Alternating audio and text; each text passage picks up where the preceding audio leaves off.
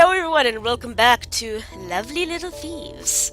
In the previous episode we were in a car, we woke up from a nightmare, forgot who everyone was, and our car broke down.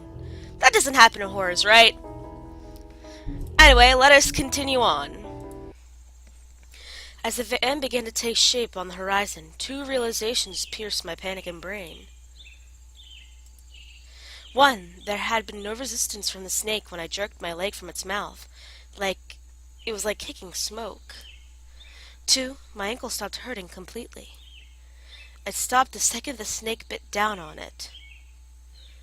So is it a nice snake or a bad snake? Is it Adam and Eve? Does it represent lust and fucking other shit? Anyway, before I knew it, temptation, my bad, it was temptation. Before I knew it, I was back with the group. I was gasping for breath, sore and shaken, but I was okay. I made it back safely. To a group of extremely sour faces. Oh, right. This was why I wanted to wander off in the first place. Dawn, I'm glad you're back. I was getting worried. I'm guessing you didn't find anything. No, just trees. Are you okay? The Russell thought he heard you scream or something. We figured he was hearing things. I'm fine. Just a little out of breath is all. Maybe you heard a bird or something. My voice is still out, so I'm not going to really try with voices. I'm sorry. It's like, it's a little better, but yeah. It was getting easier and easier for me to lie about this stuff. I didn't like that. Okay, well, I hate to rush you into this, but we need to come to a decision here. We've lost too much time as is. What am I deciding? Rock in a hard place. We either cross our fingers and stay with the van for the night, or we could head east to the woods and try to find help. Why east? Collins says there might be a privately owned land about 2 miles that way. It was on a little map in one of the 20 billion brochures Danny had stockpiled for planning the road trip. Part of the forest here is zoned off as private property. There's no access road listed on the Atlas map, so I don't know. It could be some private orchard, hunting lodge, or land that was planned for development but never completed. The only point of reference I have is our present distance from Mount Vernon, but doing the math backwards from here, we're within 2-mile radius from whatever it is. The odds that this plot is occupied by people now are near Diddy, but it's at least worth checking out. I have to disagree. Jay. Well, those are our options. What do you think? We can't do both. Leave the woods with the van. Leave some people with the van while a couple of others look for the place in the woods. That's what I said, but apparently we can't do that. Not smart. It's not smart to take full advantage of our options? Danielle, please trust me on this one. Eagle Scout here. I've been in this kind of situation before. Always an Eagle Scout. If the wood group gets lost or takes too long for the sun to go down, the van group is stuck and vulnerable. We were already worried about the van being ransacked at night. Even worse, odds are that the van group will go looking for the woods group in that scenario. But then everybody's lost and screwed. If we'd pack some walkie-talkies or something, it might be different. Might, but it's not safe. For either group, if we split up right now. One moment.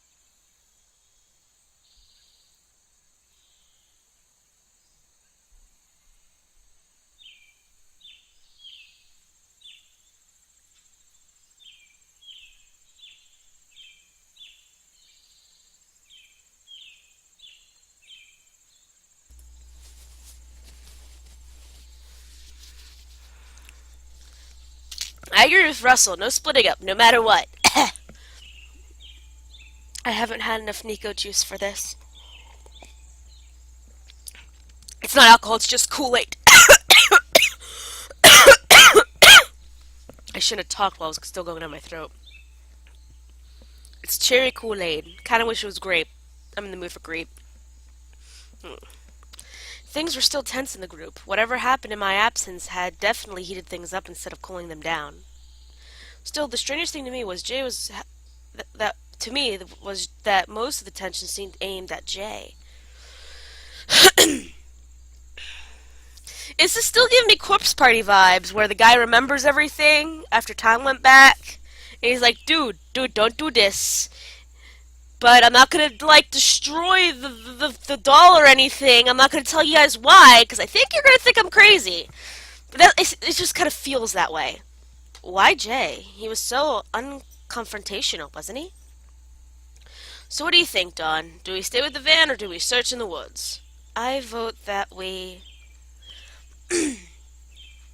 You know, so far, I'm liking these decisions, mostly because they take you somewhere completely different, unlike having you, like, stay there, and you get different interactions, which gives it a lot of replayability, or at least another playthrough ability, because I've only been getting 2 decisions so far, which is kind of boring, but at least you do something completely different, so... You know what? This is a horror scenario. I want to be the dumbass. Search the woods! I vote we search in the woods. We can try and do something. I think everyone will feel better once we find at least what's out there. I vote to stay with the vans. You know my reasons. Sure, I have to agree with Dawn here. I vote we search the woods. Danielle? Let's head up the hill. I'm sick of wasting time doing nothing. Same here. We could at least bother to see what's out there before the sun sets completely. Randy shrugged.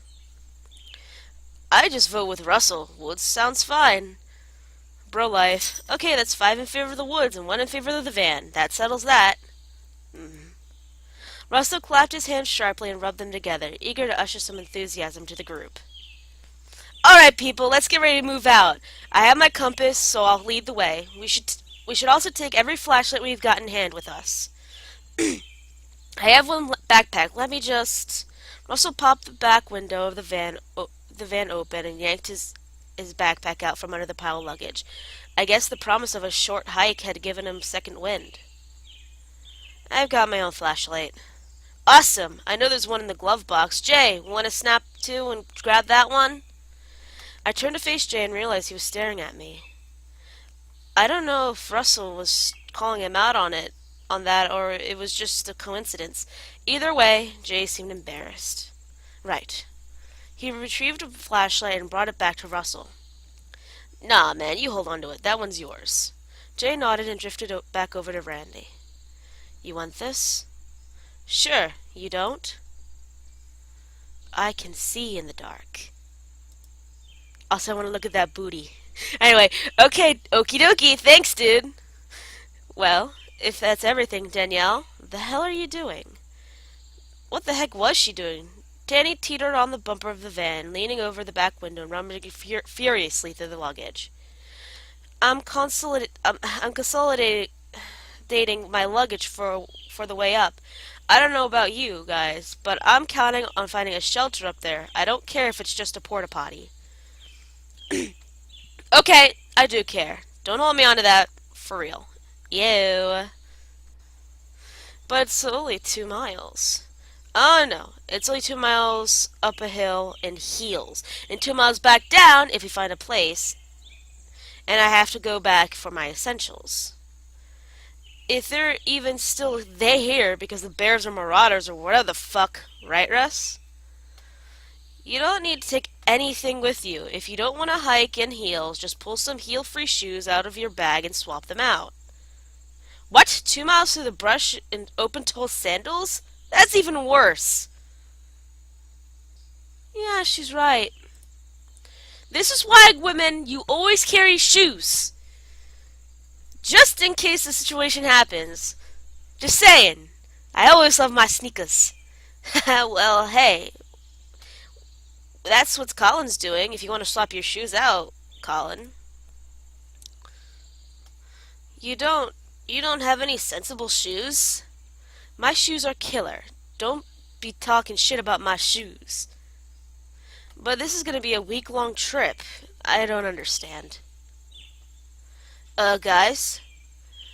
Well, if it wasn't going to be a week in the mountains, was it? I brought town shoes and beach shoes. What the hell would I need punk-ass hiking boots in Florida. She makes a point. Guys, where's Colin? Explanation point, question mark, explanation point, question mark, explanation point. I believe I saw him heading into the woods with a little flashlight from his bag. Why didn't you stop him? I like this music, but it's still very loud. Oh, it defaulted to loud music. Why didn't you stop him? I'm sorry, I didn't realize he was actually leaving the group. That would be crazy, wouldn't it? Yeah, well, that's my brother.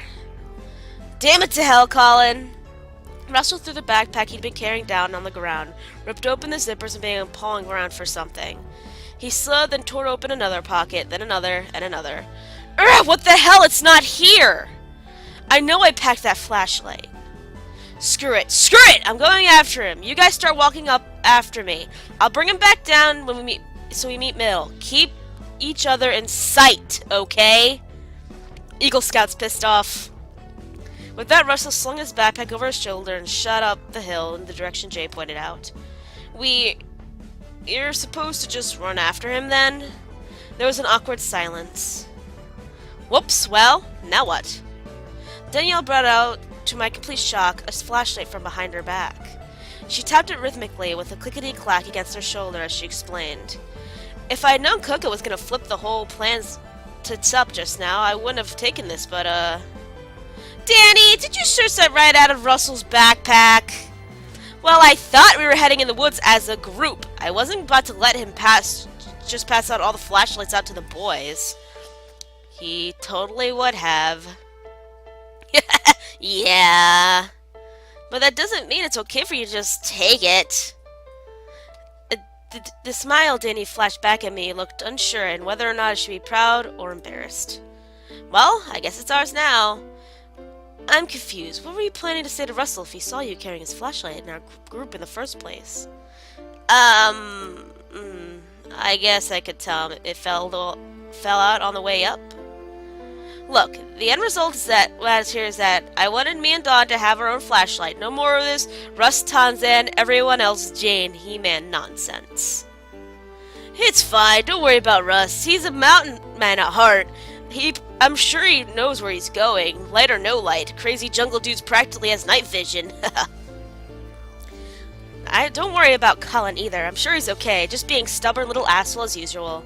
I think Russell is shway overprotective. Shway. Always has been, so we might as well stick out to the plan, right? Right. Yes, let's stop standing here.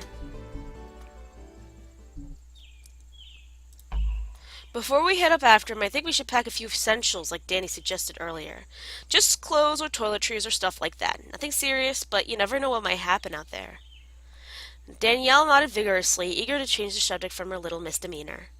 Bangin' idea, but we have to do it fast, Don and Jay. You guys grab what you need for yourselves.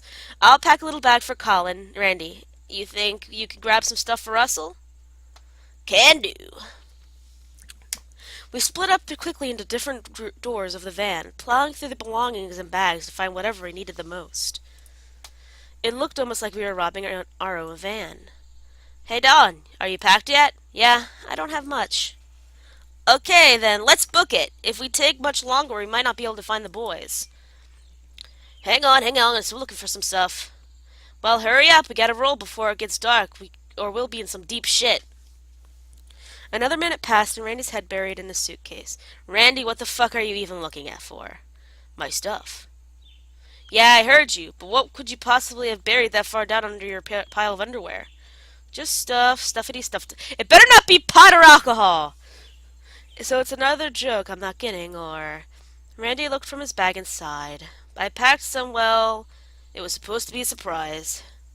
He pinched his thumb over his pointer finger together and tapped him into his lips and blushed and rolled his eyes. Kush, bud, doobage, my stuff.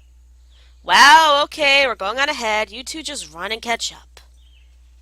Us two. Yeah, make sure Randy doesn't start burning through whatever he finds in there as soon as he finds it. Now, don't judge. Shit's dank. I'm gonna let you guys try some tonight. Offer still stands. I still don't understand. Why would Randy start burning his stuff? Come on, girlfriend. Let's find thing one and thing two before they get too far ahead of us. With that, we finally left the road and entered into a dark, muggy, and endless forest. He's talking about the pot. He's talking about the pot. Danny was in such a hurry to get up the hill, she grabbed my stuff along with her own and was trying to hold the flashlight with both bags weighing down on her shoulders. Whoa, Danny, slow down. I can carry mine. Thanks, sorry. I guess I was kind of pissed off that burnout for eating too much of our time. I mean, we said essentials. Essentials, you dumb wastoid. I'm sure you'll be fine. Just like Russell and your brother, right? Danny slipped my bag off her shoulder and shook her head. When we find my brother, I vote we take turns beating the pus out of the little Noid. Danny, no. No? You don't want to? Well, yes. Yes, I did. I overheard enough of that squabble you guys had back in the van to know it was serious. I know he was being a total dickweed. No, I wouldn't say that. We were just... I figured it out, you know. The mysterious nightmare headache you had earlier? Pretty dramatic way of get out of the talking about it, Dawn. If Coco was picking on you, I deserve to know about it. It's practically my job to make sure he doesn't grow up into a nomorious tool. I mean, at least tell me what happened, please. You're going to think it's pretty stupid, but okay. I told Danny the whole story, right down to that embarrassing bet. Jesus, Dawn, that's legit heinous. Why the hell would you take that bet? Oh, I'm gonna have an entire cow on his wormy little ass when we find him. Please don't. Please don't. I can handle it. It looked like can't for me, sorry.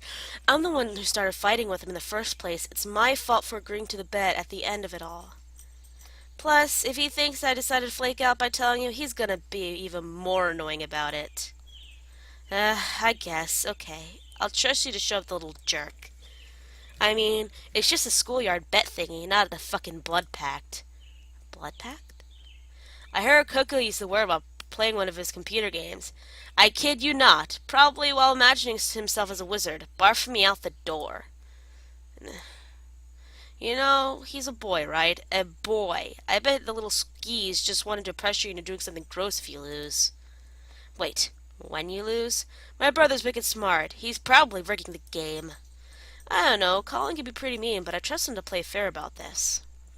I don't. The skippy little bitch came out of the room rubbing his little baby hands together in schemage, for sure. Oh no, I'm picturing it! He even had a Game & Watch on his lap, just playing it. That's how it was invented. Fact. I love him to pieces, but I can't say I trust him. Well, but you don't trust anybody. That's not true. My trust is just expensive, premium quality, premium price. So, like the price of a flashlight? Hey now! I just hope we find Russell soon. Yeah. We've been hiking for a bit now and there's still no sign of him. Do you think we're going the wrong way? No, this could be right. Coco said it was straight up and straight east. Nothing we could do but just keep trekking right now. Okay. So about Russell. Huh? How's that going? What's the 411? Same as always. He's nice and we're enjoying having lunch together and why do you ask? I don't know, I just feel kind of responsible since I set you guys up, but what do you really think of the guy? I can tell he likes you. I mean, he mad likes you, like floaty little hearts in his eyes kind of shit. But I can't tell with you. I don't know if you're really into that Slysdale type, and he makes you or if he makes you happy at all. If I had to guess, it doesn't seem like he's doing it for you. We've been mondo awkward around him all day. It's just bugging me. You don't have to say. I guess. I don't know enough about it to make my decision. He doesn't seem like a bad person. He just seems the serious type of guy. So, you know what? I kind of like him. I mean, this isn't a dating sim because I would totally choose someone else. No offense. Anyway, I like him. I really like him. He's a great guy. He's strong, he's sensitive, he's gentle, and he's patient. Gentle, patient? Like, I'm so sure. He is. He just feels very passionately about things sometimes. He doesn't hide those feelings very well. But I think he's patient where it matters. He's very considerate of others. I know he's been considerate of me. Yeah, I like Russell. I really do. Good. It seems like I know how to pick him for you. I mean, he's a total stud at the very least. I know, right? I'm scared to ask him, but I kind of want to touch his muscles. Oh, yeah, just his muscles? Danielle, that's gross! Well, his butt is a muscle. Anyway, disgusting? Would you rather he not have a joystick? Freaky. I don't know. I'd rather not think about that, thanks. The giant blood meat sword. So, you were just curious because you brought the two of us together? Danielle only shrugged. Wait a minute. Daniel, you didn't. Danny, you didn't. What, huh? You didn't invite Jay along to this trip and try to set me up with him instead, did you? I mean, if you're really that doubtful about me and Russell. No, no, I just wanted to bring him along to make some new friends. No, no fake. Like, before we bounce out of here, I told him he should try and make friends with Randy, strike up some conversation. I swear I'm innocent on this one. No conspiracy weirdness here, for sure. She's sweating, though! She's feeling the heat. And I gotta blow my nose again.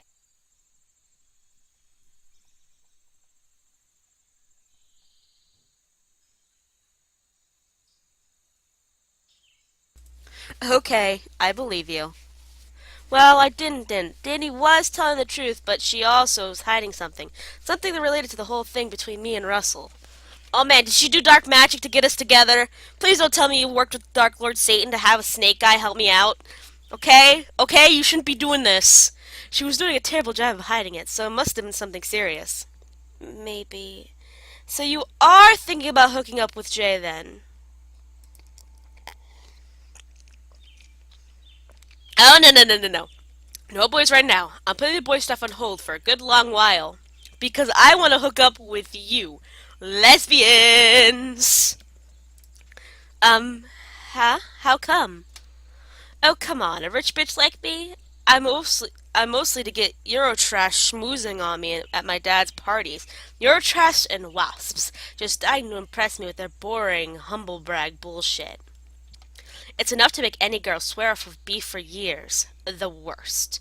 It's good. I like me some cock. I mean chicken. Chicken. I don't need that in my life. You have no idea. Oh.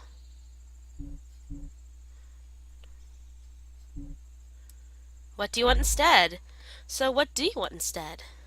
Danielle shot me a mischievous look, running her thumb over her bright pink nails. Is that a serious question? I mean, all I want right now is to find Coco and smack some sense into him. Oh, and give Rush back his flashlight, I guess. But long term, I mean, I've been thinking about it a lot lately, but maybe you don't want to hear. I do, really. Please tell me. Alright. Okay, well, that was one big thing everybody wants. Love? Whoops. No. I don't mean that. Putting love on the side for a sec. What's the other thing everyone wants? Murder. Danielle giggled. Oh, well, I think we both know that I'm on top of that. What's the money by though? Hmm. Power girl. POWER. POWER. Sorry. Kind of makes you sound like a supervillain. I don't think so. Ain't nothing wrong with wanting to be in total control of your own life. That's what I meant. Lord knows I've got the means. I might as well grab the opportunity by the balls, right? Make your own business. Daddy was always telling me that everybody just wants the biggest piece of the pie. But I'm not interested in taking anybody else's pie, so I guess I'll rather be in charge of the bakery. I would have all the pie I want whenever I choose and give it as much of it away as I want to for the people that I choose. Sorry for tripping out on my own dreams here, but the point is, well, I've decided that I want to start running Dad's business. I don't mean like after he dies, if I have to, I mean ASAP. He's trained plenty of branch managers, gone through a couple of CFOs, and I've seen people come and go from the company and thought, I'm a billion times more competent than that hoser. So why not me, right? Why shouldn't I start working with him now so I can slide right up to the CEO chair in a few years while it's still nice and warm? Oh yeah, that reminds me, I packed some dulcels if you want them. I got some seriously tumbly rumbles right now. As soon as I saw the label on the little purple package Danny pulled out of her bag, another big gray wall of memory came crumbling down. Divio Dooley, the logo of Danny's mop Divio Dooley written in little sequins on her swimsuit, in lavish parties at her house that made me feel 2 inches high next to chocolate fountains and edible statues. Oh, that's right, Divio Dooley was Danny's family business. It wasn't just a business, though. It was a multinational corporation that shipped out gourmet sweets and confections to specialty stores and cafes around the world. Danny waved a packet of twisty wrapped bonbons in my direction. You want? Candy or no candy? Candy or no candy! Thank you, yummy! The tiny little chocolate began melting in my mouth as soon as it hit my tongue, revealing 2, then 3, then 4 layers of rich, gooey flavor. Oh no! I haven't eaten yet today! Stop! I felt like I was committing a crime. No, a sin. This was a sin. Sweet, sweet sin. Huh? I held out my hand and accidentally let out a noise somewhere between a whimper and a moan. It's cool. You can have as many as you want. She dumped another couple of bonbons into my waiting hand. No wonder her family was rich. Who doesn't love candy? Technically not candy. Bonbons are like normal sweets. Like pastry. I think, don't bonbons count as pastries? There's a difference! There's a difference! Okay, I'm ready. While I was thinking about Danny's piles of candy Monday, another memory snuck into my head. Something about Danielle offering to pay a whole spring break trip, her bubbly voice talking about Valentine's dough and the 5-star experience all the way there and back again.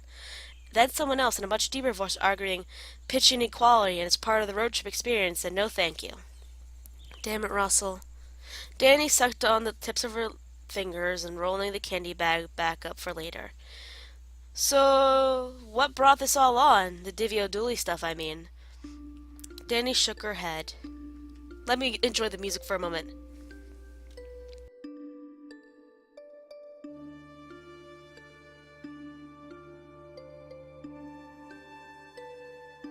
This is very relaxing. Danny shook her head. I told Dad about it, and he doesn't want me to. He doesn't want you to be what? Be CEO someday? No, he doesn't want me to be involved at all. Not right now, anyway. He said I should wait a few years until I graduate. Then he wants to send me to a graduate school for masters. Then we'll see what your world is like then, or some lame shit like that. In the meantime, he's been setting me up with every douche in the universe. Like I can't tell that's exactly what he's doing, just shoving boys in my face. Wait, is that how I met Russell? This is totally how I met Russell. Not that he's a douche or not that he's a douche, you know what I mean. Daddy seriously thinks jocks like Russell are my type. Get real. I thought he'd be happy for me, but I don't get it. Maybe he was looking for something different to bring to the company, and he thinks I don't have it? Like I said, I've been thinking about it a lot lately. Sorry that it made me kind of bitchy or anything. Danny. Exactly, girl! You go, girl! No offense, but your dad can go screw himself. Wow. Okay, I don't mean like that, but yeah, I know that's harsh. It's just, it makes me really angry hearing you put yourself down like that. You should feel free to do whatever you whatever you want to be. I mean, you're awesome. If you bring your best to Divio's dually, uh, Dulgi, I'm sorry, Dulcie. You can prove to your dad wrong and make him proud at the same time. I mean, at least you know what you want out of life. You know what? You're damn right there, girlfriend. Danny stopped and ripped the bonbon packet back into her bag, popping 3 little chocolates in her mouth at once. I know what I want, and I want it now. Blech, boys. First my dad, then it's Colin, now Randy, and I'm sure Russell too whenever we catch him. Boys are like alpha omega of my life, of this life's bullshit sphere. Who needs the fuckers? You go girls! Boys, eh? Randy, hi! Hi, you too, Don, and what that whiz-bang hi-hi it is. Randy tried out behind us with a slung arm over Danielle's shoulder. She squirmed a little, but didn't bother to shove him off. I could see Jay a couple of yards behind, carrying a few bags. Maybe it took longer for him to catch us because he was carrying all the luggage himself? Boys. I thought it was a girl's sticky fingers that got us all frazzled back in the van earlier. But what did that dumb wastoid like me know? Oh, you heard that. Yeah, you get real loud when you're angry. It was weird. The words Randy was saying made him seem like he was upset, but his tone wasn't hurt at all. He wasn't passive-aggressive or accusatory, just happy. It was like he was laughing with Danny at himself. I didn't really know what to think of it. Because he's high right now. Woo woo! I'm sorry, I'm sorry. You're not a big dumb wastoid. Apology accepted, girlfriend. It's okay. I never said you were wrong. I partaked of some partook. Well, I smoked a little before we came after you, so you couldn't get me in a bad mood right now if you tried. Oh.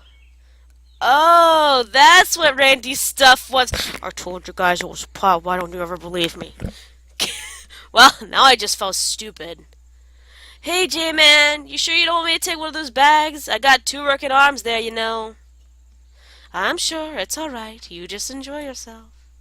Randy, with his arm still around Danny's shoulder, leaned over in my direction and whispered, almost as loud as he normally spoke. He thinks I'm way more out of it than I really am. It's hilarious. The poor guy never even smoked weed. Wait, you haven't either, right? I have personal reasons for never partaking into drugs, mostly because my uncle's body his liver died, a few other of his parts died.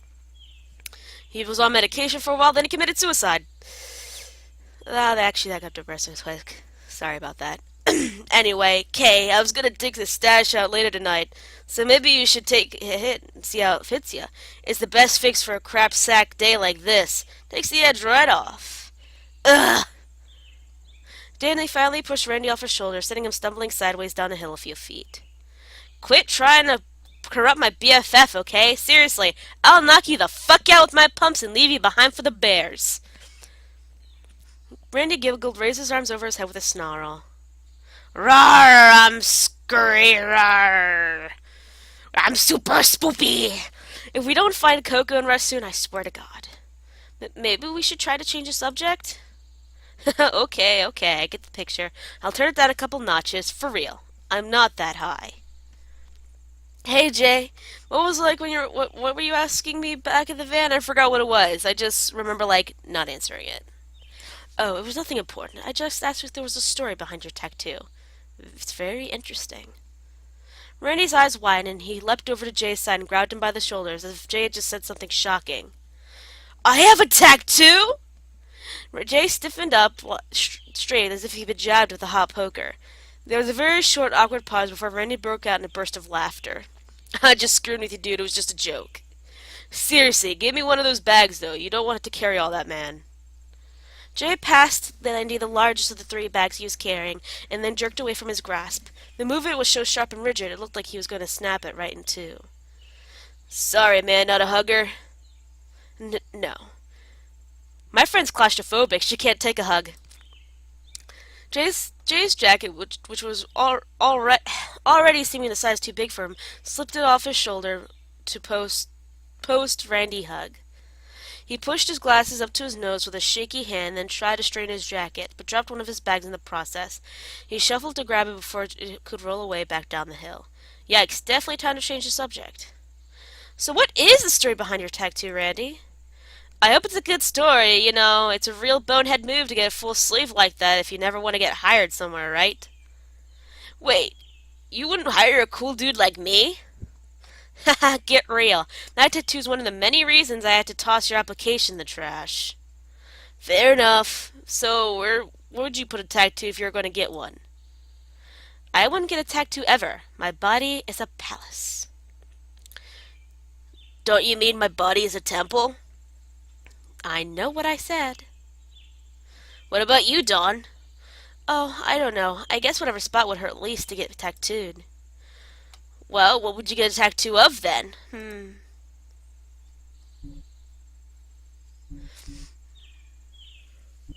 For personal experience, I want something that means something. But I also want something beautiful. I want both! Let's do meaningful, though. Something meaningful, I guess. Like, I'm putting something impermanent on my skin. I would want it to mean something that's important to me. I mean, if I had to get a tattoo, I don't like needles. Had to get one? So, like, if you lost a bet, maybe? That's not funny, Randy. Sorry, no it's not funny, but Darn's a smart cookie. She'll beat you a little better than this dumb game, no problem. You just gotta have faith. Aren't you avoiding the original question? Jay asked the story behind your tattoo was. Yeah, He turned to look at Jay, trailing a few feet behind us. He definitely could hear a conversation, but I guess he lost interest in joining in. We've got time, you might as well spill. No signs of Coco or Russ ahead.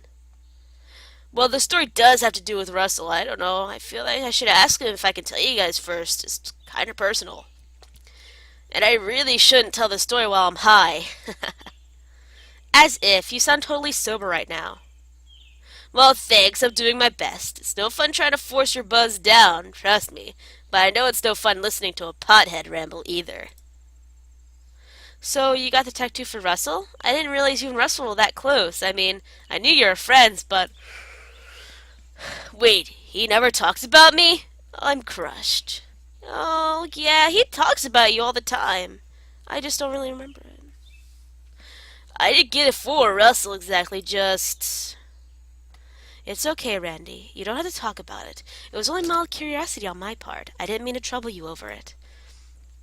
Sure, dude, but yeah, me and Russell are tight. Our friendship means a lot to me. Well, why do you think I voted the way I did back in the van? I didn't want to drag my fat ass up a hill for 2 miles, but, you know, it was important to him. His portrait doesn't look that fat. He just kind of looks big-boned. Maybe give him a bit more of a gut. But, I mean, his shirt's kind of baggy, too. It just doesn't, doesn't look like he's fat. Wait, you wanted to stay in the van? Absolutely, but I could tell Russ was itching to try to make our situation better, so it would bug him further if he couldn't at least chase this rabbit that Colin came up with. There's probably nothing up there, and we're just busting our butts for nothing. Sorry, I couldn't throw my vote with you, Jay. I know that you really didn't want to go on this hike. It's cool if you're still mad, I understand. I'll do what I can to make it up for you. I mean, I could just offer some of my weed, but you didn't seem real big on the idea back in the van. Jay seemed surprised that Randy had noticed his frustration. To be honest, I was surprised too. I don't think Randy was even looking at Jay when he said that. Maybe he just knew. It's alright. I wasn't exactly voting for my own sake either. Jay half mumbled his response, and I'm not sure if Randy heard it, but he was definitely looking at me when I said it. Maybe he knows about my nightmares? Mr. J here. Mr. J. I'll let Russell decide on this one because, well, you know. It's my own damn fault that the van broke down. I didn't get it tuned up before we left for this trip like I said I would. So I really don't have the right to tell anybody what to do. Hey, shit happens. Beating yourself up over it ain't gonna solve anything. Nah, I'm not beating myself up. Just putting my main man first is all. When it comes to small junk like this, the most important it's more that's more important than whatever dumb thing I think is best. Maybe that's dumb too. Well, it's just how I feel. I agree with you. No, you're right, Randy. I think you're a really great friend. I think so too. You give yourself a little credit. Aw, shucks. Go on. No, really, go on. What else is great about me? Don't hold back now. Whoa. Hey, did you guys hear that? Listen. I froze in my tracks. It was faint, but I could hear something. It sounded like... Man, he's having a cow about something up there. Well, it's good news for us because it means we found the guys. I mean, if Russ is laughing, he must have at least found Coco already. Heh, I might laugh that hard if I didn't find him, but... Okay, that's my little brother you're talking about. Not fucking funny. Sorry, it was just a joke. I know I never want anything bad to happen to the kid. Just, you know. I don't know. Thank you very much. Randy just shrugged. Something really gotta be done about the dude. Kids like him worry me, that's all. Pfft, come off it. You're like 5 years older than Coco. True. They should be up over this last hill. Come on, I'll race you guys. I started to chase Danielle up the hill, but... Well, while these questions were still in my mind, I could talk to the guys alone. Ask Randy why I was worried about Colin. Ask Jay what he meant for voting for someone else's sake.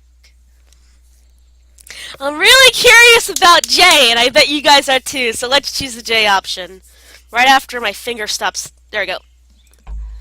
My hands are ice. Jay? You said you cast your vote for someone else's sake back at the van. Who were you talking about, if you don't mind me asking? I'm afraid I do mind. Huh? I'd rather not say. I assure you it's not important. I shouldn't have spoken up in the first place. Funny, I think you should speak up a lot more often. Why is that? Well, we're taking a trip together, but I feel like I don't know anything about you. It's like you don't want to be part of the group at all, but then every once in a while you'll do something or say something that's just really... really weird. See? Like that. You're so quiet. I don't know how to talk to you at all. I don't understand why you're so intent on talking to me. Couldn't it be construed as inappropriate? You have a boyfriend, if you don't mind me saying so. I don't think he cares for me at all, so I have no desire to stress that relationship further. I'm sure Russell would like you fine if you were more honest with him, or if you'd be more honest with me, or Danielle, or anybody. I'm sure Russell would like you just fine if you were more honest with him, or if you were more honest with me, or Danielle, or anybody. It just doesn't really it doesn't really matter how Russell feels about me. I came along on this trip because Danielle insisted, and I respect her. So you hate being with us that much? No, I don't hate it. Oh, you talking! She just wants to narrate. Good, I was just kind of interested in maybe being your friend. That's all. It was kind of a lie. Mostly I just wanted to know what Jay was hiding from me, and if I had anything to do with my weird nightmares. But I guess I wouldn't mind being his friend either. I mean, look at him. He's got blue hair. He has dyed blue hair because fucking brown bottom right there, but, you know. I have... Jay tensed and took a few shallow breaths. I could practically hear him arranging every word he wanted to say in his head, syllable by syllable. I have a lot of difficulty being around people in general. Speaking with people I don't know can be uncomfortable. Speaking with you in particular makes me even more uncomfortable. Even admitting this out loud makes me uncomfortable. I can't. He's an introvert! Shut up, Joe! I can't talk about it now how I feel Randy or... I can't just talk about how I feel like Danielle or Randy can. I don't want to. Okay, but what if it's not about feelings? I mean, like you're keeping a lot of secrets from us. Maybe we could feel a lot better if we just understood that stuff. I'm trying to push. Stop pushing, Don. He's like shy and nervous. No. Stop talking about him having a boner, Joe. Not even if we're friends? Not even if we became good friends? Maybe not even then, no. He was an assassin! Don't you have some secrets you could never tell anybody, no matter who it was? I...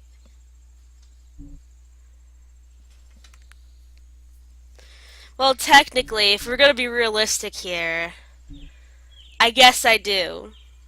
Because even I have secrets I can't tell people. But, not if it's right was the right person.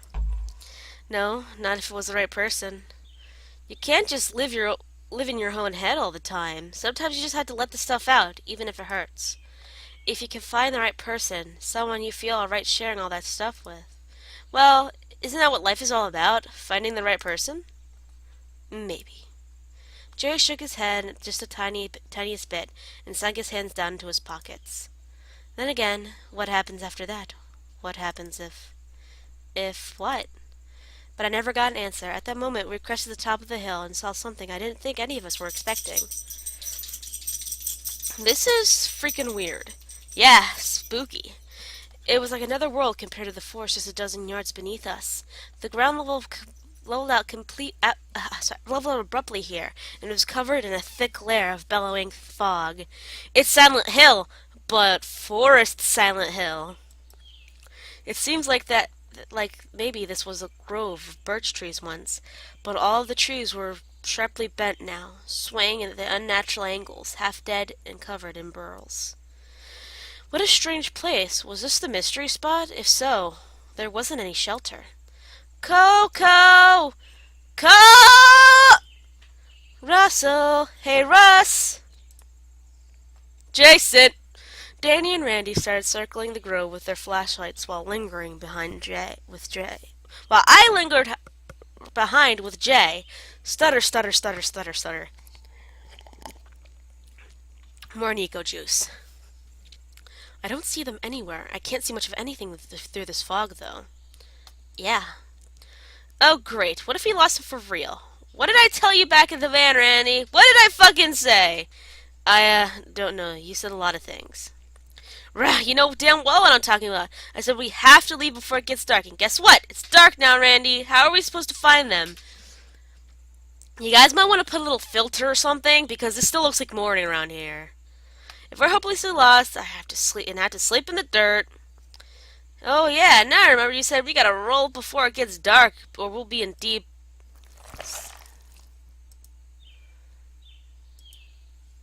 Without warning, Randy sank almost 2 feet into the ground he'd been standing on. He was slowly lowered, one hand into the fog around him.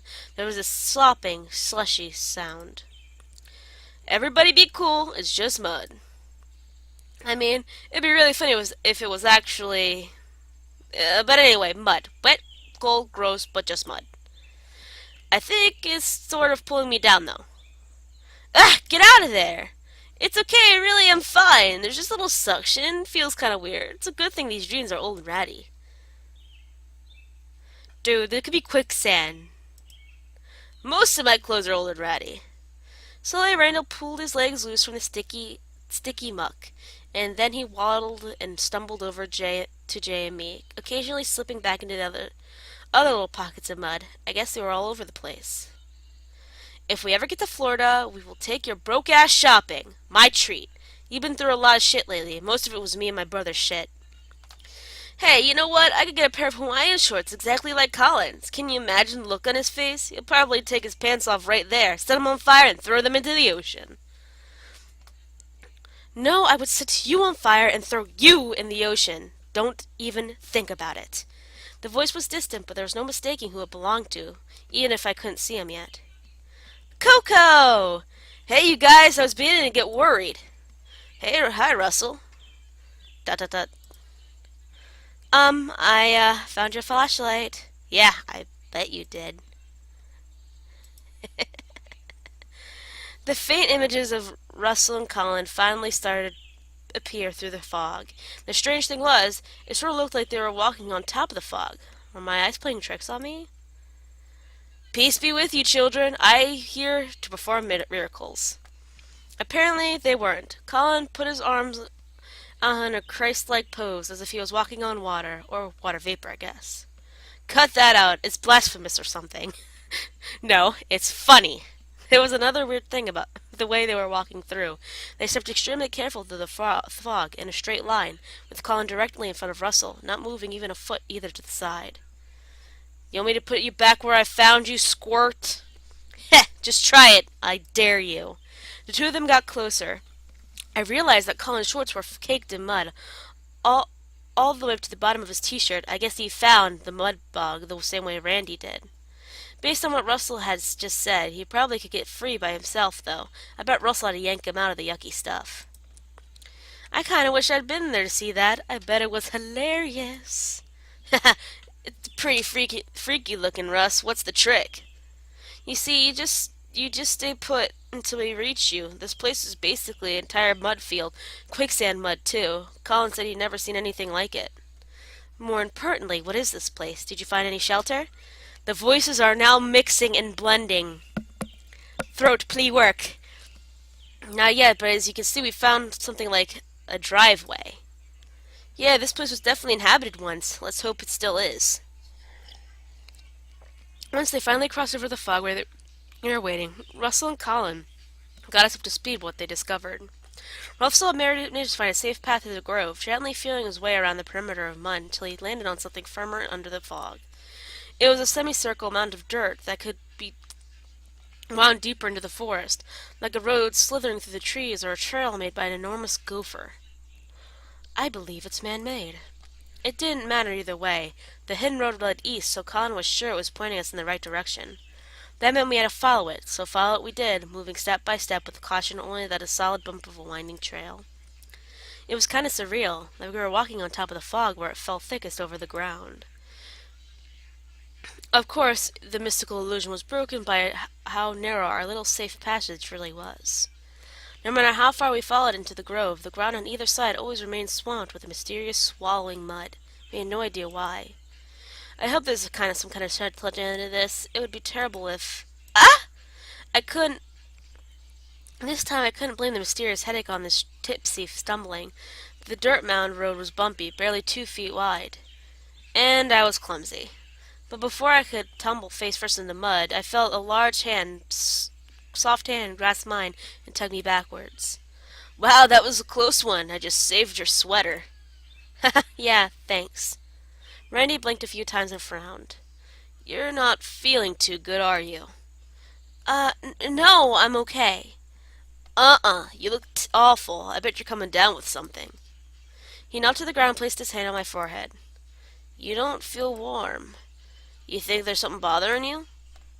No, That was weird.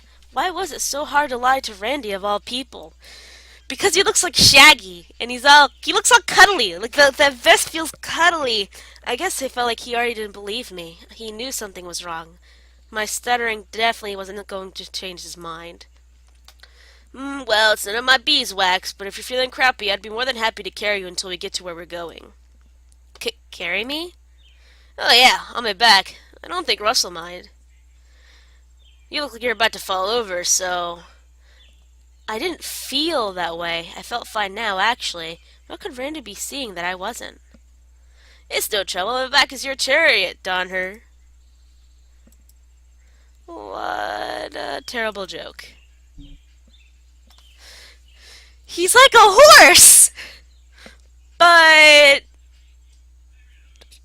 I technically have a boyfriend. I don't want to make him jealous. But Randy's like a giant chocobo with a tattoo. No. It's okay, Randy. I'll just need to be more careful. It's been a long day, you know. I know, trust me. I definitely feel where you're coming from. Does he?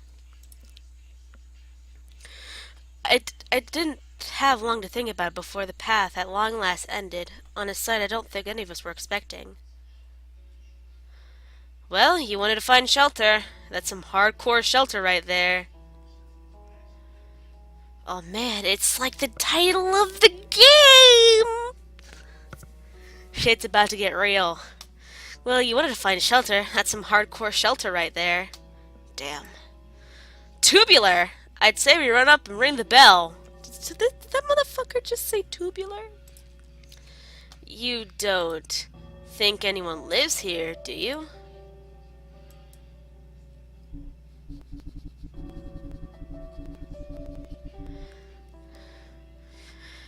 Well, it has been tended, and there's no way to get out of the forest. Technically, no. But I'll say yes. Yes. Call me crazy, but somehow I know there's someone living in that house.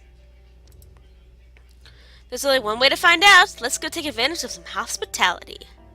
I mean, it may be old, but this place is pretty swank house if you don't mind the whole obviously haunted thing. Yeah, let's go make some friends with some ghosts. Maybe the undead are on spring break too. Whoa, ghost party! And it's the monster mash. You people make my head hurt. There's no such thing as ghosts, and I beg to differ, Colin. I'm just glad our efforts paid off and so handsomely that one bitchin' mansion, I bet it'll be ours and for the night. Hey now, we haven't even decided if we're going in there or not. We should take another vote. This place seems fishy. Aw, come on! Vote schmote. There's nothing you can do to stop me, Russ. Is this fast becoming asinine? Why bother coming all the way out here then? I'm not sure if it's safe, okay? Maybe we can find a car battery in here, because there's clearly a rose. Yuck, yuck, yuck, yuck. I'm just not sure if it's safe, okay? Well, why the hell not? It's hard to explain. I call it a gut feeling. 72. Huh? Do you see up there? Above the threshold of the mansion door. It's marked number 72. I wonder if that means this was a residential address once. Isn't it still a residential address? I mean, if someone is living here. Supposedly, but the files in the face of logic has its own way. This place was completely isolated in the forest. There's no 70 or 74s that we can tell. Well, if this place was made on a bog, the houses could have sank. If there ever was an access to a road to a community here, it would have been quite, well, a long time ago. Trying to find this establishment without prior knowledge would be a nightmare. A nightmare. I looked back up at the mansion and felt a familiar, freezing dread begin to sprout inside me. Why was everyone so happy to find this place? How did everything that happened in the past 2 hours lead us to something so getting so excited over this awful, creepy place? Weren't we all happy about going to Florida before? Everything had changed so fast. I had just gone along for the ride. And suddenly a wave of hot, acrid air bellowed down from the estate and slammed into my body with a painful, numbing impact. It was like I'd been hit by lightning. The stench from the heat from the blow rolled over me. I collapsed to the ground, gasping for breath. I'm not making coughing sounds, or else I'm going to be even more ragged. Dawn! Not again. Maybe this is serious. None of them felt that? Or my nightmares just completely merged with reality now? I tried to speak, but all came out was another coughing fit. Should we move her inside, or? Definitely. Looks like she's coming down with something nasty. Yeah, okay. We're all going in. Dawn, do you want us to take you inside? I'm kind of curious if I say don't go in, but I think they're going to take me in anyway. No, don't go in. It's not... It isn't safe. Please, there's something wrong with this place. I collapsed into Russell's arms and closed my eyes. Dawn! Is she okay? She seems like she's delirious. I felt a warm hand brush over my forehead.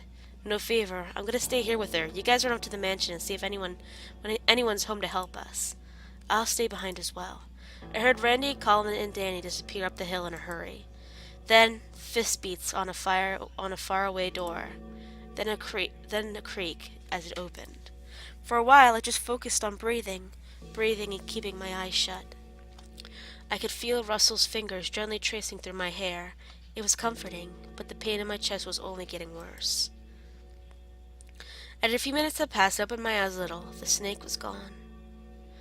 But Jay was there, sitting on the ground in front of me, clutching something with a long satin cord to his chest. That was the thing that fell out of his pocket back at the van. I've almost forgotten about it now.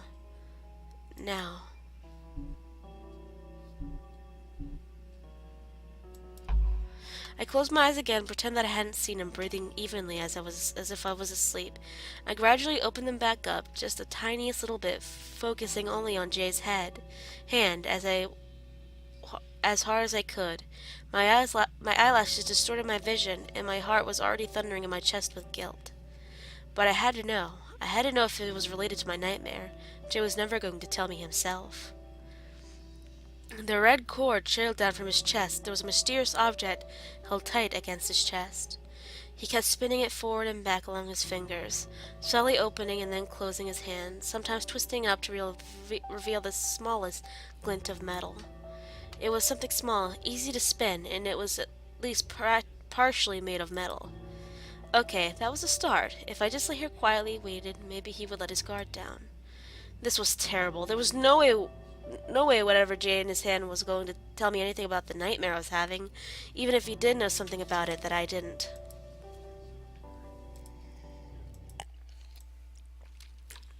A scream. Help! Help! Ah! Russell jolted up, accidentally knocking my head against his knee. Sorry, did you hear? Yes, that was Danielle. Russell looked back and forth from the mansion to me in panic. I'm going in. You stay with Dawn. Keep her comfortable, and I'll be back as soon as I can. Shit, what the hell's going on up there? I watched Russell jolt up the hill and disappear behind the mansion's door, now swinging wide open. I was alone now, alone with Jay. I stumbled to my feet, taking only a couple steps forward before I felt a firm hand on my shoulder. No, Dawn, we had to wait for them to come back. You're not well. All my friends could be in danger up there, and you want me to wait? I'm tired of waiting. I'm tired of feeling weak and confused and unsure of everything that comes out of my mouth. Besides, I was beginning to get the feeling that the pain in my chest would go away if I went inside the mansion. I knew that even though this place was dangerous, I would be okay. But maybe the others might not be. I don't know how I knew that, but I did. I started to pull away from Jay, but to my surprise I felt his hand slip off my shoulder, all on its own. I have no desire to stop you from helping your friends. I apologize for holding you back. Yeah, well, don't do it ever again. I sounded mean. Jay nodded, but he didn't look me in the eye. I stumbled up the hill. Each step was a little less painful than the last, until I reached the mansion door. The instant I touched it, I felt fine, as if the whole horrible attack had never happened at all. I turned back to look at Jay as I stepped inside, into the waiting mansion. He was following along behind me slowly, with his hands to his chest and a red cord trailing down from his fist.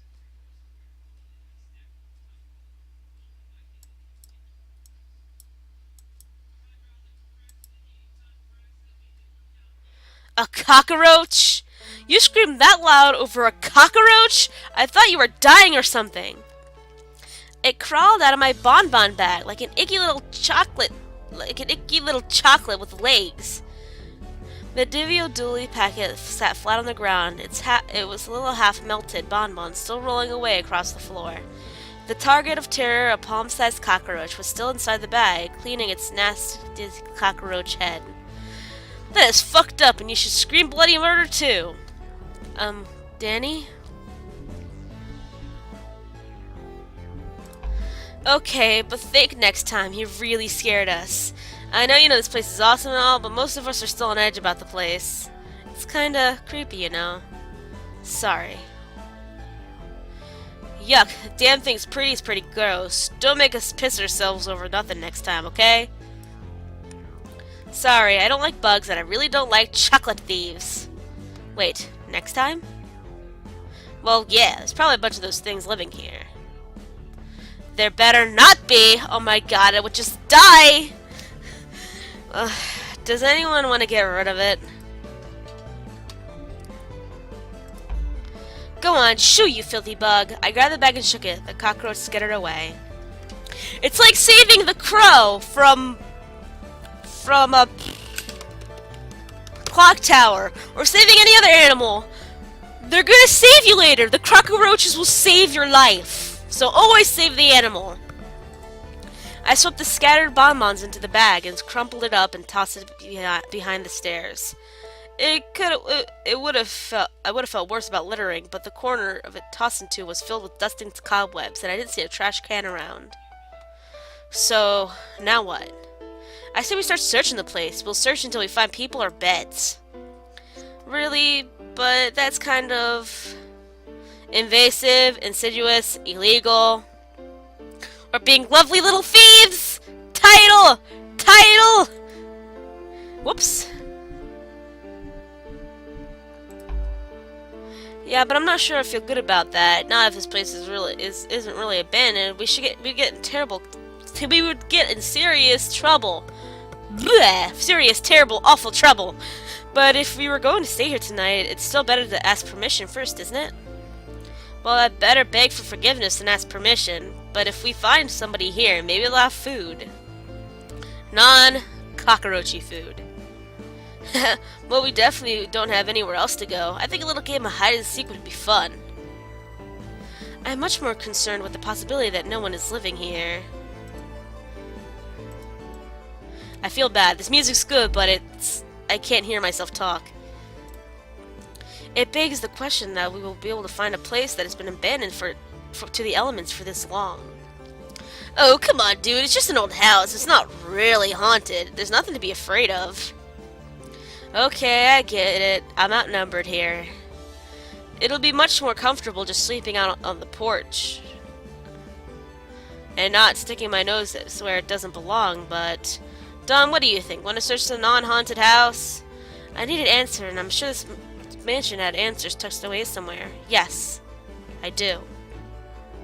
Okay, well then, lady's choice. We search the place. Are you saying that I'm not a lady? You want to search the mansion too, don't you? Sure enough. Well, so what I meant was, never mind, it doesn't matter. I'm tired of being angry today. We got here safely, and we've got some pretty amazing find on our hands. Let's have some fun and explore. We'll worry about the details later. Hell yeah! With that, everyone scattered in all directions to investigate our home away from home for the night. Everyone except... Hey girlfriend, wanna check the second floor? I'll race you up the stairs. Do you have a PayPal? Do you have a PayPal? I gotta check. No. It's my other one, I can't tell you yet.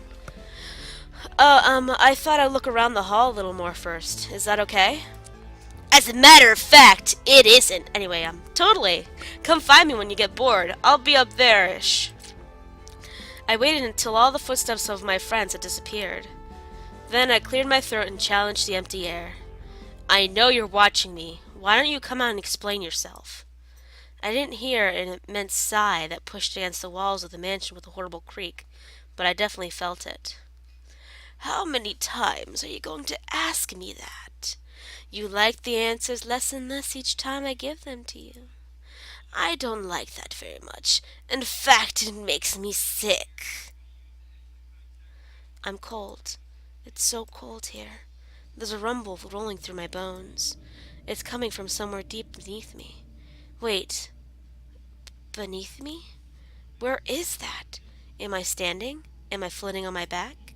I can't feel anything except the freezing cold that aching rumble. But where is it coming from? Where am I? No, I know where I am. I know who I am. I'm not going to fall for the same trick twice. That's enough. It's time you give me some answers. Nothing but cold, black silence in response. Look, we both know you can hear me. I'm going to ask who he is. Because, you know, we would be polite. Like, what's your name? My name is Dawn. What's your name? Dusk? I'm sorry, that was a bad joke. Who are you? You have to be real. There's no way I'm imagining all this crazy stuff. So what kind of monster are you? Are you some kind of monster or just someone playing a sick joke? Those eyes you keep showing me, they're not human. So it's either a joke or you're a... Just spit it out. What do you want from me? The ground rumbled, and I could tell that I was standing on solid ground now, even if it was invisible in this bleak void. Suddenly a ripple began to break up the blackness. I was stunned. Colors of every shade and hue were starting to bleed into the void. brighter and brighter with with every passing second. You can tell I'm starting to get confused with words. Let me rub my eyes real quick. Okay. At first I thought it was colored light, but then I realized the colors were thick and floating down toward the invisible ground like fog. Ground like fog. There needs to be a comma there. The smoky layer of color kept spreading out in my direction. The damp heat it gave off prickled my skin and I shivered. It was nice to be able to feel something again, even if it was still in the nightmare. I was mostly surprised because unlike every other part of this nightmarish experience, the rainbow fog seemed safe. It seemed good somehow. It was calling out for me to approach it, and it made me uncomfortable. But it wasn't the same feeling as being led by the snake. This was good, the kind of inviting. So it was you, or is it just another trick? It's like running towards the light. I don't know where I can die in this game, so let's do this. No point in waiting around. The fog was going to reach me eventually, so I might as well dive in and get it over with. I raced towards the horizon of color and found myself completely surrounded by it after only a few seconds. I met with feeling icy cold to burning up almost instantly. Ugh, it's too hot in here. Apart from the heat, it felt completely like normal fog. Well, what I mean is it felt like a steam than fog, wouldn't it? What does it matter what it feels like? What does this fog mean? Why is it here? No, where's the monster behind this? I'm gonna drag him out in the open and make him pay. That's just silly. You're just a little girl. Oh, that's silly. You're just a little girl. You're way in over your head. I want to go home. I want to go home right now. Oh, he's saying that.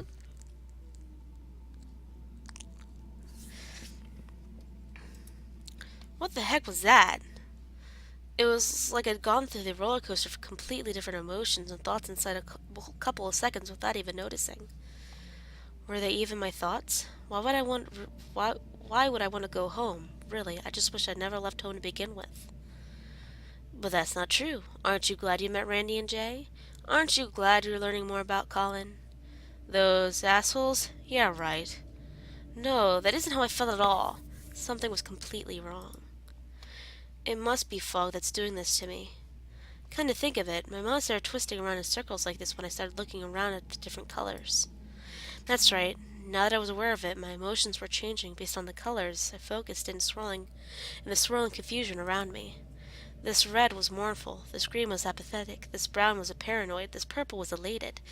A different purple was enraged. Moment to moment, I felt the same way, even if it was only lasted a second. Now that I knew what was going on, it was easier to push the colors' weird effects on my feelings aside. I really didn't like them affecting my thoughts, though. Shouldn't the feelings and thoughts just be separate? Maybe they weren't. It didn't feel like I was going to wake up from this just yet, so I could either try to figure it out the fog or just try to shut out the fog. That'd be like looking away. Like looking away from what's bad. But it's also distracting. It's distracting you from the truth. But you started in darkness, so you might as well just go in. I decided to focus on the packet of robin egg blue floating over my head. It was hopeful. Hope it wasn't so bad.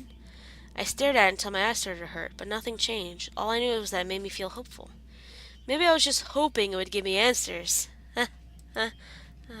Wait, that's not a bad idea. It could be alive, couldn't it? Why are you hopeful? Because despite the disaster and all the fighting, we made it this far. We're still okay. That's not why I'm hopeful. Why are you hopeful?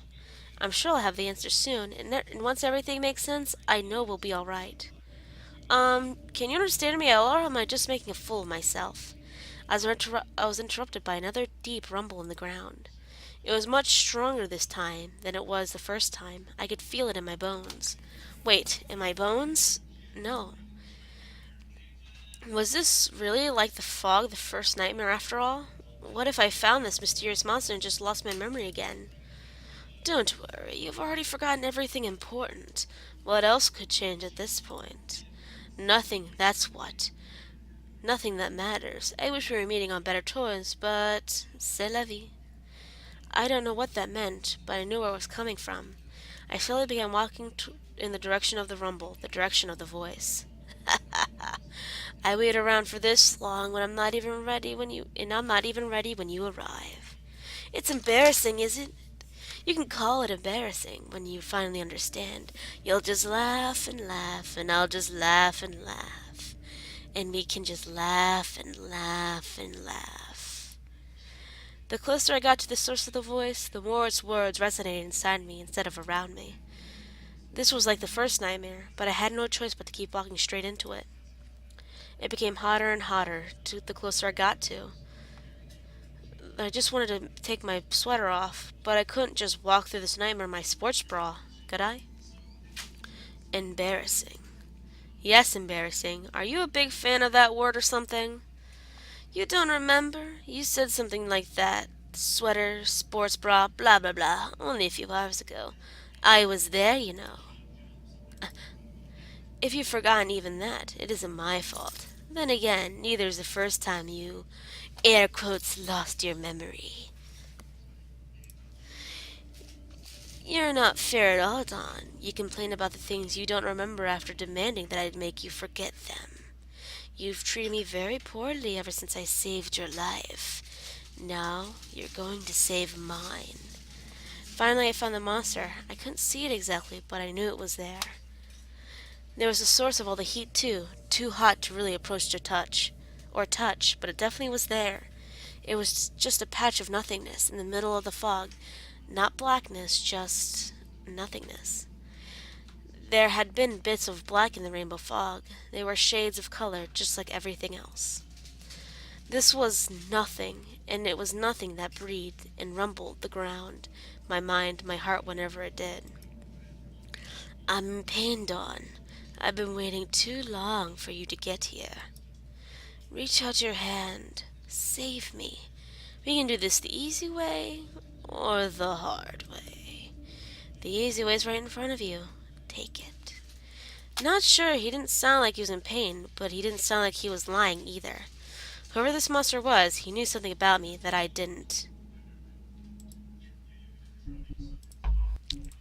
Sure, I'll help the creepy monster that's been bothering me this entire time, most likely caused my car to break down and everything else, but, you know what?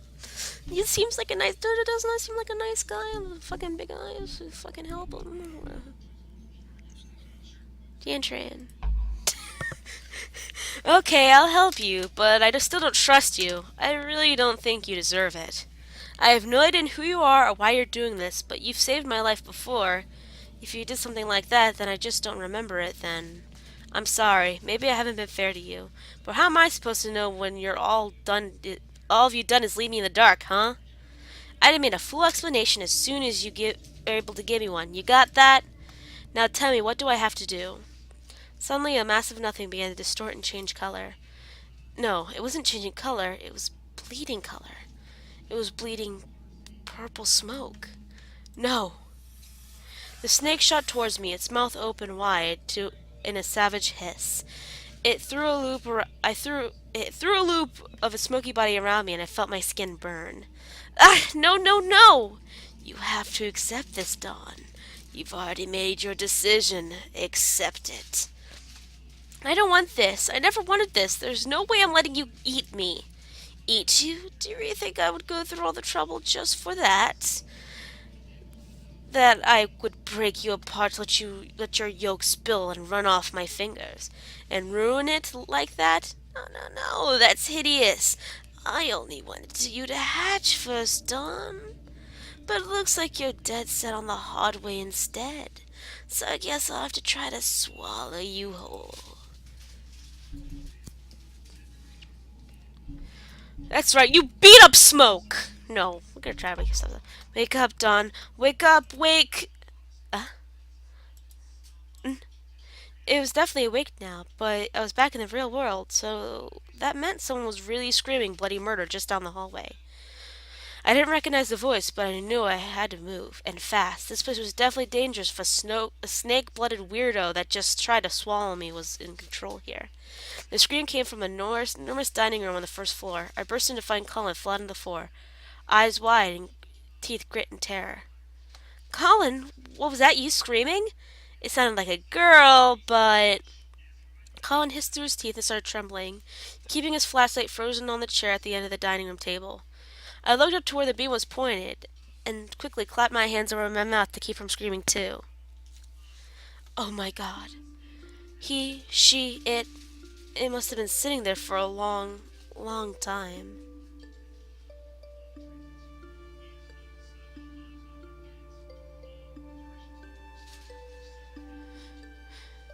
Huh! Its eyes were just empty hollows, and its nose was completely gone as well. Those pits of lifelessness in its downturned face stood out strongest in the glare of Colin's flashlight. It was dressed up in an opulent coat with a bright white ruffle cascading down the front. It looked like something you might see in a museum or a costume shop. Something told me it wasn't a costume, though. It was an antique clothing, and the person wearing it had been dead for a very long time. Most likely poison. The other thing the bright light was catching was a glass metal object that glimmered brightly enough to hurt my eyes. But I couldn't look away from the corpse. I'd never seen a dead body before. It felt wrong somehow, like it was wrong for me to be seeing this, yet I couldn't look away. I heard heavy footsteps thunder up from behind me, the first pair of sneakers. Jay? Then another pair. Dawn, was that you screaming? What happened? I turned and almost smacked into Jay, standing behind my right shoulder. He was quivering with tension and looked even paler than usual. His bright blue eyes burned with a frightening intensity, and his mouth was drawn back in a thin, firm line. His expression was more like a bird of prey than a person. It made me uncomfortable. Randy, on the other hand, was the complete opposite. What the hell happened here? His eyes seemed dim and his whole body sagged, almost as if he'd been shot, but hadn't quite realized it yet. His own flashlight pointed limply at the ground and barely suspended by a few fingers. If Jay seemed strangely angry at this moment, Randy seemed strangely sad in contrast. I'm sure all of us were mostly scared. Colin picked himself up off the ground and roughly brushed his pants. His own fear had clearly given way to something else, but before I could ask him what was on his mind, I'm borrowing this. Jay dashed past me and yanked Randy's flashlight from his hand. Randy barely seemed to notice. Then Jay raced out of the room before I could say anything to him. I wondered whether or not I should say something to Randy instead, but I was interrupted again by the sound of a loud impact from the hallway. Whoa, watch it! I turned to see Jay spin away from Russell on the stairs, then barrel up to the second floor with his flashlight out ahead of him. Danielle was just a few feet behind him, sidestepped quickly to avoid getting run over. What the hell's going on here? Yeah, I thought I heard Coco scream. Don't, it's... Too late, Russell's flashlight landed on the corpse in the dining room. Oh my god! Oh my god! Screw this! Let's go, everybody! We're out of here! Russell broke for the front door with Danielle right behind him. I started to follow him, but... Randy was frozen in place, still staring at the dead body like he was in some sort of trance. And Colin... Colin, what are you doing? He was approaching the corpse slowly with a dark expression on his face. Something's not right about this. I mean, there's something definitely off about her. Her? The cavalier here. I assume it's her anyway. Colin, please, we have to get out of here. You too, Randy, come on. I had no idea what we were going to do about Jay. Why did he run off like that? I heard an abrupt bang and rattling sounds from the hallway.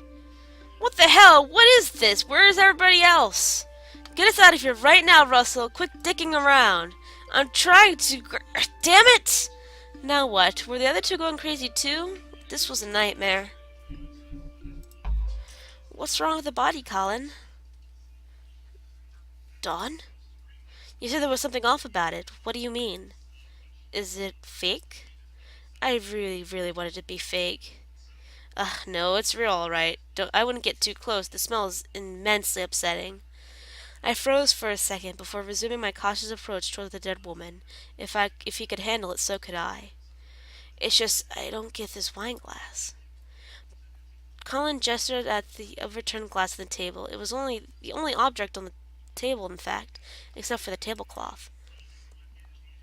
This body is several months dead at least. Sure, it has a lot of hair still attached, but it's probably come loose with just the tiniest nudge. Don't touch it. I won't, but the body is long dead. But this wine stain on the table here, it's damp. Damp and sticky. I wouldn't have noticed except that I saw this other big wine stain trailing down from the corpse's mouth, and I thought, that's bizarre. That definitely wouldn't be here, but it's visible all the way from the entrance. The skin was decayed this badly, but it's stained with fresh wine? It's screwing with my head, to be honest. So you think somebody else tried to make a corpse drink a glass of wine? I have no idea. It's just fucking weird. How do you know it's a woman? I turned and saw Randy had been closing the distance from Colin and the body alongside me. I guess he could be really quiet when he wanted to be. Well, I was just guessing from a distance, but this close up I can see the sharp ridges on the bottom of the eye socket you usually associate with female skull, though. So, there you go. Wow, I guess you know a lot about anatomy, bodies and stuff. Sure, I know my sciences, but I gambled on female for the sort of dumber reason. Come on, look at what she's wearing. Huh? Oh. I felt pretty stupid now. Underneath the fancy overcoat I noticed was the dead woman was wearing an elegant, pure white dress. Well, it was almost pure white. The wine stains from her face trailed down over the dress as well. As I looked over the dress, I noticed something else. The other bright object that Colin's flashlight had caught when we first arrived. A locket. Hey, where's the bottle? What?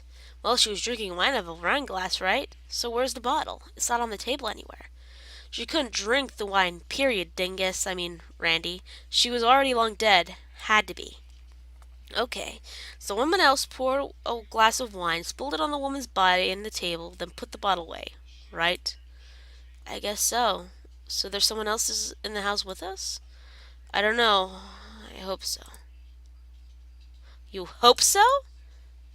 Well, it would be sad if she died alone, wouldn't it? Colin, Randy, get out of here. Get out of there, hurry! I don't even know how I got that voice. I raced out of the hallway to find Russell clutching his left shoulder and wincing. Danielle didn't look much better, standing off to the side with her nails dug into her sleeve, shaking all over. Whoa, Russ, are you okay? What happened to your shoulder? I messed it up trying to break the damn door down. Old-fashioned houses, man. Strong-ass doors and shit. It's locked from the inside? How? It's not like a wall. I mean, it has a knob, but apart from that, it might as well not be a door at all. I checked the other door at the back of the house, and it's the same way. That is completely fucked up. So we're trapped here? Yeah. With the body. Yeah. Well, I need a drink. How about you guys? Wait, what was that yelling about earlier? Russell was freaking out about us being in that room with a cavalier for some reason.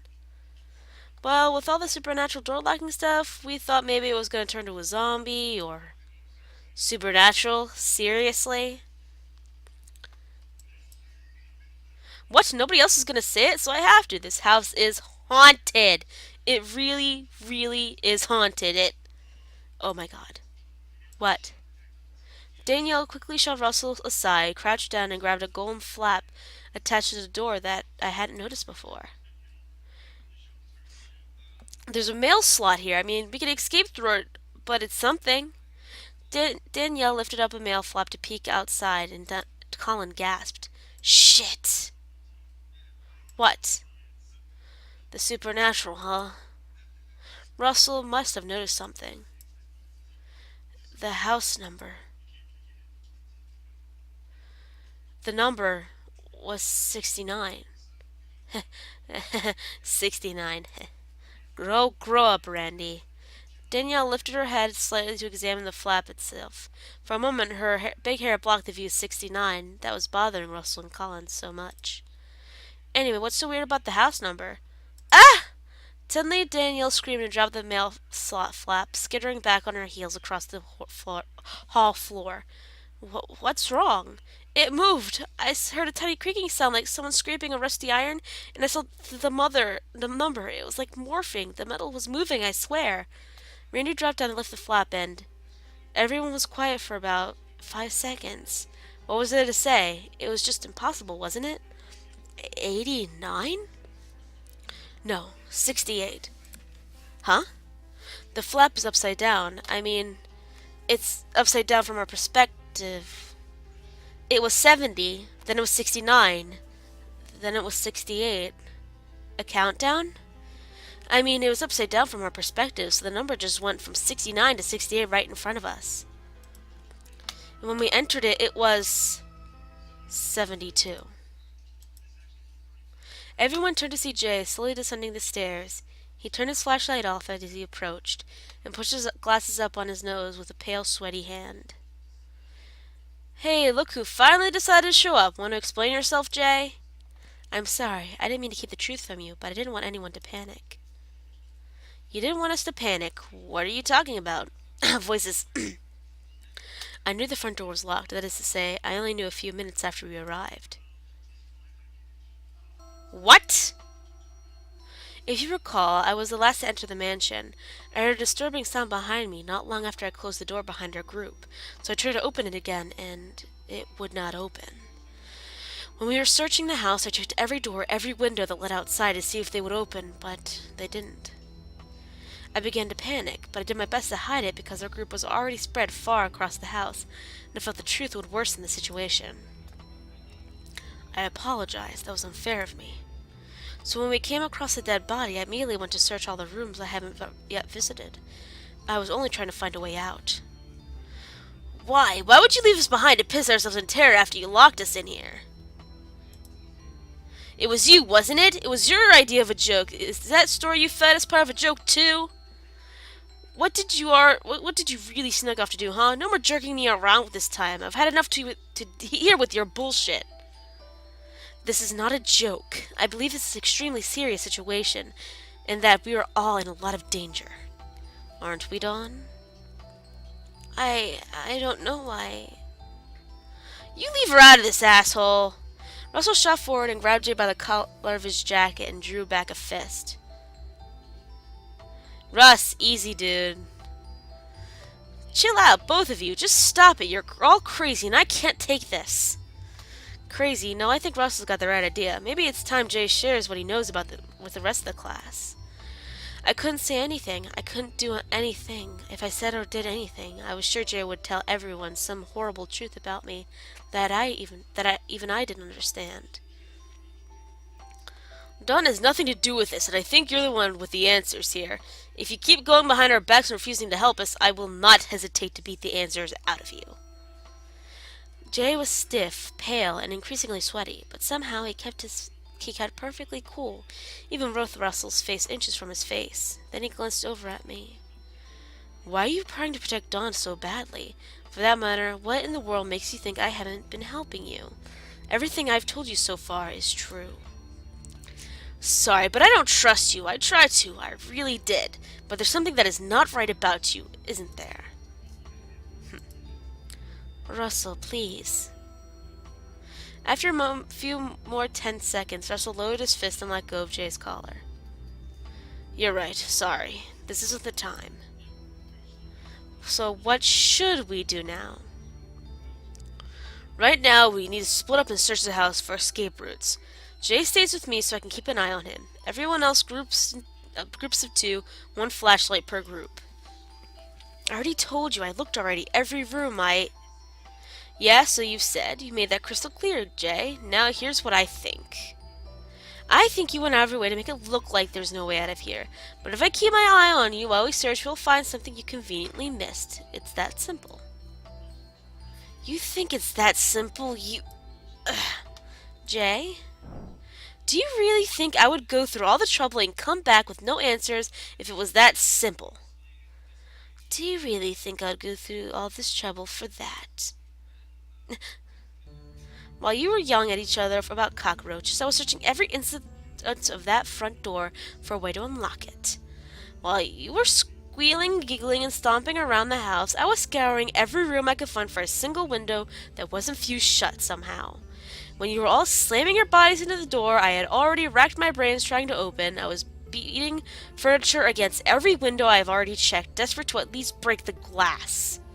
But it doesn't matter, it's not going to happen. This place is designed to keep us inside, and that number on the door is counting down on some kind of bomb that we're trapped inside of.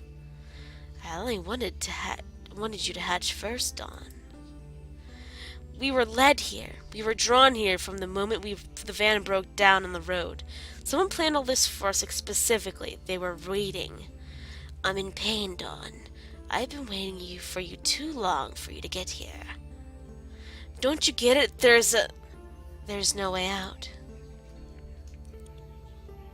All the rooms fell on me. I didn't know what else to say. The world around me felt distant. Finally saying that out loud had filled me with some weird, indescribable peace. The silence all around us felt like it could go on forever. But once again we were interrupted. The hallway clock struck midnight, and the house came alive.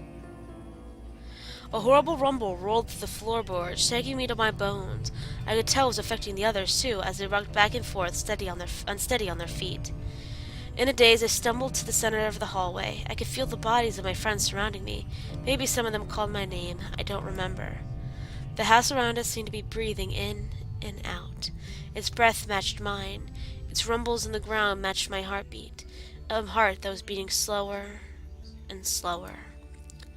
The halls and rooms above around us grew darker. It seemed like the flashlights were growing weaker at first, but that wasn't it. The darkness itself was moving inward, pushing us to the center of the hallway. Why bother fighting again? Why bother struggling? This time, I couldn't wake up. This time, this was real. But... damn it, I guess you were right about the bomb theory, Jay. Oh my god, are we really gonna blow up? Are we gonna die here? I'm freaking out, you guys. I can't take this. I don't want to die. That's enough. No one's gonna die. After all, there's 6 of us against one haunted house, right?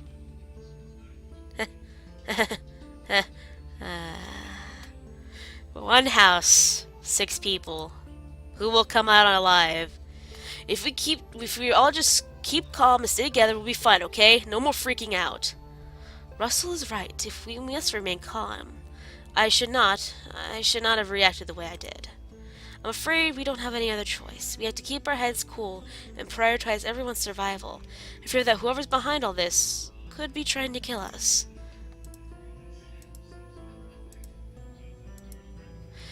I didn't really believe the words that came out of my mouth next, but I knew I had to say them.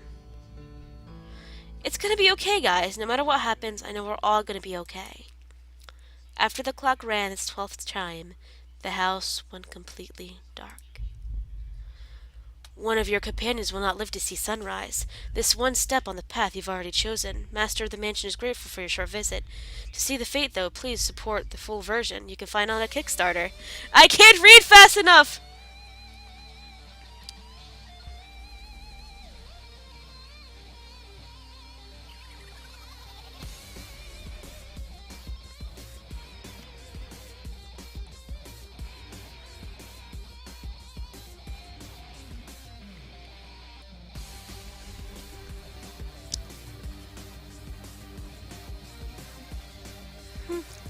I'm sorry, I'm in shock. I'm like, what? I want more! I just want more! You know, this was pretty good. Even the start actually didn't really feel that slow to me. But it actually felt like it was progressing pretty well. I mean, the whole losing your memory thing is cool and all, but it helps you get to know the characters, but also just doesn't feel right. But now this kind of explains everything, you know? It really does kind of remind me of Corpse Party a bit. Until next time, young traveler. Anyway, that's it for Lovely Little Thieves. I was called a Corpse Party. Lovely Little Corpse Party. Anyway, I'll enjoy it. I'm gonna see if I can put some money in the Kickstarter because it seems really worth it. The Kickstarter link will be below. as well as the download where I got the download from. But there is a download in that Kickstarter page if you want to try it. It's decently length. It kind of keeps you wanting to get more. Anyway, this is NekokitWolf saying ciao.